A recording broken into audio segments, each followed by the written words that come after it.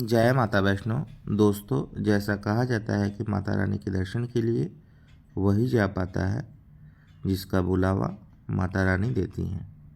मगर अक्सर ऐसा भी होता है, एक व्यक्ति साल में कई बार यात्रा कर लेता है और दूसरा व्यक्ति सालों साल बुलावे का इंतज़ार करता रहता है। तो दोस्तों, माता रानी की महिमा अपरंपार है जो हमारी सोच से परे है।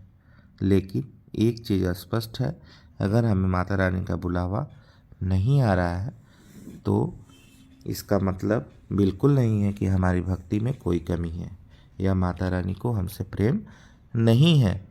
माता रानी अपने प्रिय भक्त को भी अक्सर दर्शन के लिए दर्शा देती है और वो भक्त सालों साल इंतज़ार में रहता है कि कब माता रानी बुलाएंगी तो हम जाएंगे। दोस्तों, जितना हमें माता रानी की दर्शन करने की चाह होती है, उससे ज़्यादा माता रानी को हमारे आने का इंतज़ार रहता है और हमारी दर्शनों का प्यास और भक्ति बढ़े, इसलिए भी हमारा बुलावा देर से आता है। और जब माता रानी बुलाती हैं तब निहाल कर देती हैं। तो आप लोग घबराइए मत। जब आपका दर्शन लिखा होगा, जब आपको माता रानी का दर्शन करना होगा, माता रानी आपको अवश्य बुलाएंगी। और जब भी आप दर्शन करने वहाँ जाते हैं तो आप घबराइए मत, अच्छा से दर्शन कीजिए, तीनों पिंडियों का दर्शन कीजिए। माता रानी के दर्शन करने के बाद आप भैरवनाथ का भी दर्शन जरूर करें, क्योंकि मान्यता ये है कि जब तक आप भैरवनाथ का दर्शन नहीं करते हैं तब तक आपका दर्शन जो है अधूरा रहता है। तो आप लोग माता रानी का दर्शन करने के बाद भैरव बाबा का भी दर्शन जरूर करें।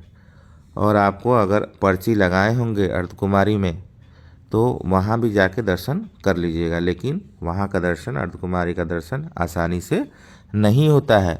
वहाँ पे 1-2 दिन आपको स्टे करना पड़ सकता है। तो जब भी आप माता रानी के दर्शन के लिए आ रहे हैं तो बीच में अर्धकुमारी रुक जाइए, वहाँ पे अर्जी लगा दीजिए, जो कि बहुत ही आपको निःशुल्क है। वहाँ पे पैसा नहीं लगता है आपका, लेकिन टाइम लगता है।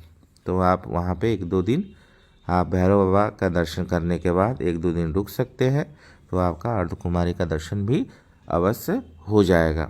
और जब भी आप तीनों दर्शन कंप्लीट कर लेते हैं तो आते समय माता रानी से यही कहिए आप कि हे माता रानी, हमको दोबारा जल्द ही बुलाना।